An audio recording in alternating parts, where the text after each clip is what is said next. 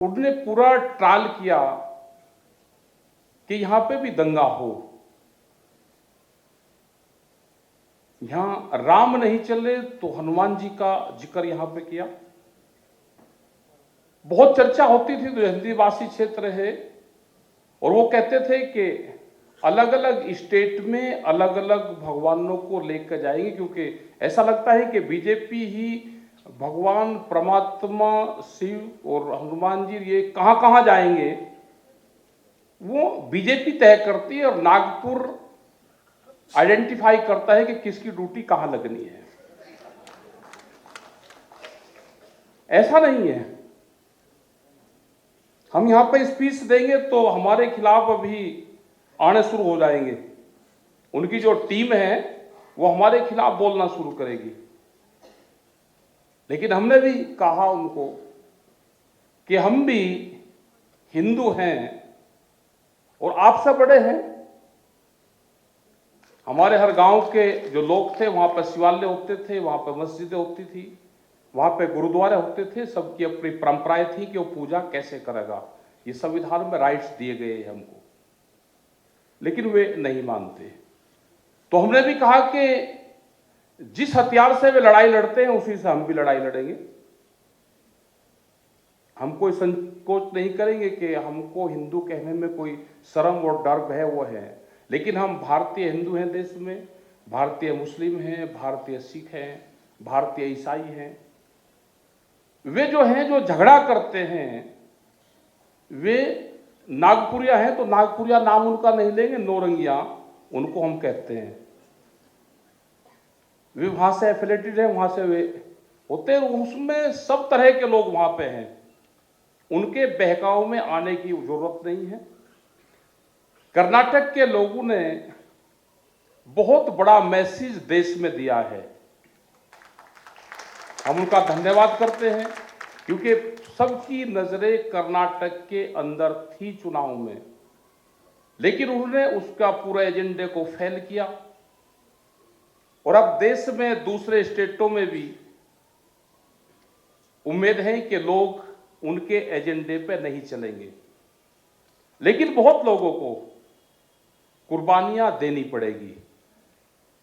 यहां पर जिक्र आया, जब वे विदेशों में जाते हैं तो महात्मा गांधी का नाम लेते हैं, तो महात्मा गांधी की हत्या कैसे हुई थी वो भी जरा बता देंगे। जब विदेश में जाएं, किसने की थी, गोरी की हत्या किसने की है वो भी जरा बताएं। जो 750 किसान देश की राजधानी में शहीद हुए, 13 महीने तक एक देश की राजधानी को घेर के पूरा देश का किसान वहां पर बैठा रहा, वहां पे 750 किसान शहीद हुए, तो वो भी बताना चाहिए कि किस राजा का राज था। लेकिन देश के किसानों ने एक बड़ा मैसेज दिया, वह लड़ाई लड़ी और उस लड़ाई में कामयाबी मिली, लेकिन अभी और भी लड़ाई बाकी है। वो हम प्लेटफार्म पे जो किसान का, मजदूर का, देश के नौजवान आदिवासियों का है, उस पे वो लड़ाई जारी हमारी है। हम वो लड़ाई अलग अलग जगह, अलग अलग प्लेटफार्म पे हमारा संघर्ष जारी है। मणिपुर के हमारे बहन आई यहां पे, उसकी भी बहुत जानकारी हमने ली, लेकिन जहां पे उनकी स्टेट होगी वहां पे क्या घटना होगी वो उसको जिक्र नहीं करेंगे, क्योंकि पूरा खेल माइनिंग का है। आपस में लड़ाएंगे, अडानी को माइनिंग देंगे, जंगलों से आदिवासियों को हटाएंगे। एक बड़ी साजिश देश में चली हुई है। ये मणिपुर की घटना है, बहुत लोग वहां पर नहीं जाएंगे। हम कश्मीर में गए, वहां के किसान जो सेब का व्यापारी है, कि सेब का किसान है, वो करीब 50,000 करोड़ रुपए का व्यापार सेब का करता है। वो मुस्लिम है वहां पर ज्यादातर। वहां पे टूरिज्म से 15% की आमदनी है। और 85% वहाँ पे हॉर्टिकल्चर, फ्रूटिंग, वेजिटेबल उससे वहाँ से आता है, हमारे पास में कृषि से आता है।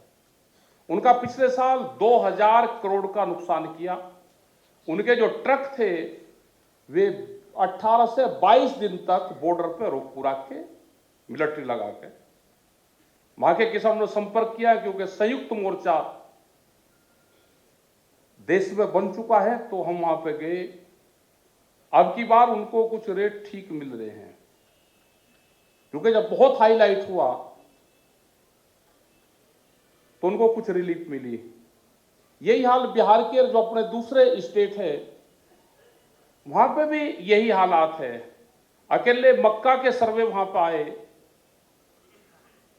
एक साल में 5000 करोड़ रुपए का मक्का के किसान को नुकसान वहां पे है। बाहर की कंपनियां जो पॉपकॉर्न हम यहां पे लेते हैं, वे सारी ज्यादातर मक्का बिहार में पैदा करवाते हैं, सारी कंपनियां वहां से खरीदती है। वहां पे मंडियां खत्म कर दी, जो बाजार समिति उसको बोलते थे उसको खत्म किया। वहां पे चावल को हाफ रेट में खरीदते हैं और महंगे रेट में बड़ा व्यापारी उसको बेचता है। हम यहां पे अगर कर्नाटक और साउथ इंडिया की हम बात करेंगे तो यहां पे नारियल का किसान का भी यही हाल है। हम बहुत बोलते हैं कि आप नेचुरल फ्रूट, नेचुरल पेय पदार्थों का इस्तेमाल करो, बहुत वीडियो हम बना बना कर डालते हैं, लेकिन यहां के किसान को उसका रेट नहीं मिलता।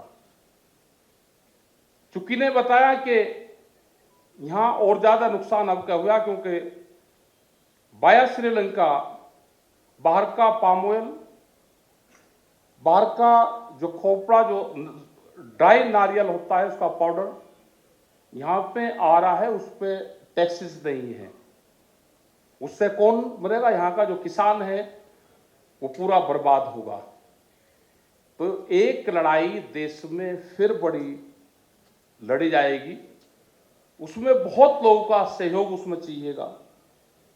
एक बड़ा आंदोलन देश में फिर से एमएसपी गारंटी कानून, हमने उसका नाम दिया है मोदी एमएसपी गारंटी कानून, क्योंकि सब जगह जब नाम मोदी का ही आ रहा है तो भाई जो हारी हुई चीज है तो उसका नाम भी मोदी का ही लेना पड़ेगा। वो गारंटी कानून, स्वामीनाथन कमेटी की रिपोर्ट, ये बड़े सवाल है। तो हमें उम्मीद है कि सीएम साहब यहां पे होंगे। अपने स्टेट में गन्ने का किसान है, नारियल का है, यहां पे वेजिटेबल्स है, धान का किसान यहां पे है। तो यहां पे सरकारों की पॉलिसी लेकर आओ, क्योंकि कंपटीशन का जमाना अब है। आपका चेहरा किसान का, गांव गरीब का लगना चाहिए। ये पॉलिसी लेकर आओ आने वाले टाइम पे, क्योंकि जब हम यहां से जाएंगे तो लोग कहेंगे कि जी गन्ने के रेट का क्या रहा। चीफ मिनिस्टर के साथ में मीटिंग करी, बहुत कमेंट्स आएंगे। तो यह है कि जहां जहां पे भी विपक्ष की सरकारें हैं वहां पे बहुत मजबूती से आपको काम करने की जरूरत है। ये किसान, देश का नौजवान, आदिवासी, महिलाएं, ये आप अपने उस पर काम कर रहे हैं। और हमारी सबकी जो आज यहाँ पर लोग इकट्ठे हुए, गोरी के प्रति संवेदना हमारी है। हम उनके विचारों को आगे बढ़ाएं। हमारे जो पत्रकार बंधु हैं उनके विचारों को आगे बढ़ाएं, जो हमारे सब लोग यहाँ पे हैं।